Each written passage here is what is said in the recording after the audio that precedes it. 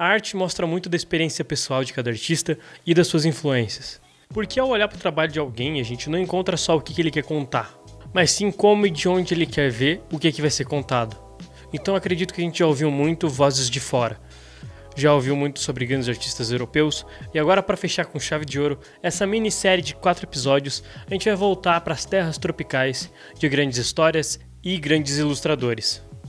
E para justamente conhecer mais de um dos maiores e mais importantes nomes dos quadrinhos e tirinhas aqui no Brasil, vamos conhecer mais do trabalho engraçadíssimo e de humor ácido da nossa maravilhosa Laerte. Laerte é uma quadrinista brasileira que publica seus quadrinhos e tirinhas em jornais como Folha de São Paulo, Veja, Isto É e O Estado de São Paulo. Laerte concluiu o curso de desenho na FAAP em São Paulo em 68 e em 69 começou o curso de jornalismo na Faculdade de São Paulo. E aqui, se a gente vai falar do trabalho da artista, precisa também falar do contexto histórico do Brasil naquela época. Porque quando ela entra nas instituições de ensino superior, o Brasil também estava entrando no auge da ditadura militar. Ou seja, escolher jornalismo e as artes como graduações nesse período não era só uma decisão não muito sábia, quanto era uma decisão que colocava em risco a vida da artista.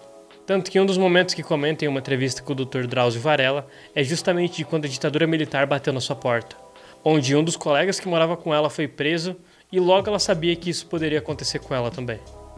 Fugindo então para o Espírito Santo, após espalhar que iria para o Rio de Janeiro, despistando seus perseguidores e se refugiando na casa de uma namorada. Laerte sempre teve contato em casa com quadrinhos, tanto nacionais como Ziraldo e Maurício de Souza, e internacionais como revistas de faroeste, do Tarzan e assim vai indo, sendo uma grande influência na vontade de produzir arte e de, como ela mesma diz, usar a arte para interagir com esse mundo de histórias. Tanto é essa interação que o trabalho do artista traz muito do contato do mundo real com o mundo imaginado e que passa pelo filtro do humor, tanto no ponto do humor servindo como crítica, quanto servindo só como um trocadilho muito engraçado.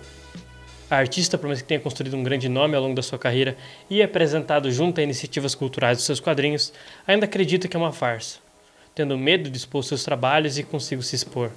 Como ela mesma diz, 40 anos de trabalho. É um sentimento horrível de insegurança. E se as pessoas descobrirem que isso foi chutado ou que isso ficou uma bosta? Só que nem a obra, nem a artista existe no vácuo.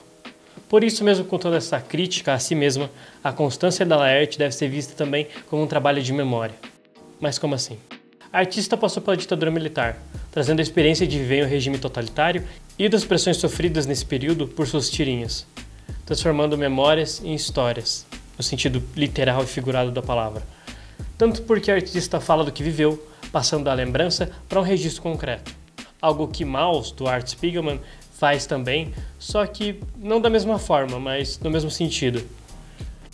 Porque para mim, assim como para muitos outros artistas que nasceram depois da ditadura, ela é só um registro nublado do que foi esse período da guerrilha, dos atos institucionais, da fuga e cassação de jornalistas, artistas, músicos e assim vai indo. Por isso o trabalho da Laerte é tão importante, por mais que ela mesma diga que não tá bom, que tá feio ou até mesmo que não deu certo. Porque passa um registro documental de lutas e da evolução social ao longo do tempo, em que a sociedade e a artista muda e se desenvolve. Tanto que a luta por ser reconhecida como mulher existe em seu trabalho, porque o conflito interno existe também para poder se ver e se moldar esse novo eu que se descobre, tanto pelas tirinhas quanto pela representação externa. Então, como a gente já falou muito por aqui, o artista e sua obra só podem surgir porque o mundo que eles cresceram teve um grande impacto em como eles falam e veem esse mundo. E a Laerte é um reflexo de um mundo que está assim mudando, por mais que aos poucos. Porque, seja na sua história, A Insustentável Leveza do Ser, que fala justamente sobre o mundo como uma gigantesca metáfora, ou se não no Overman, que pega o clichê do super-herói e exagera ele, deixando mais ridículo. Ou até mesmo nos Piratas do Tietê, que satiriza a situação caótica da capital, colocando ela em um futuro utópico, em que seu único problema seriam os piratas. Então, muito mais do que uma referência artística, Laerte é uma gigantesca referência histórica que você precisa conhecer. Porque diferente dos outros artistas que a gente falou por aqui, que tem um impacto em animações ou estilos artísticos, tendo trabalhado para Warner e para Disney, a Laerte tem uma influência na sua história e no seu mundo, e em como ele é retratado. Porque ela faz parte da cultura que se torna portador da memória de um passado que não deve ser esquecido.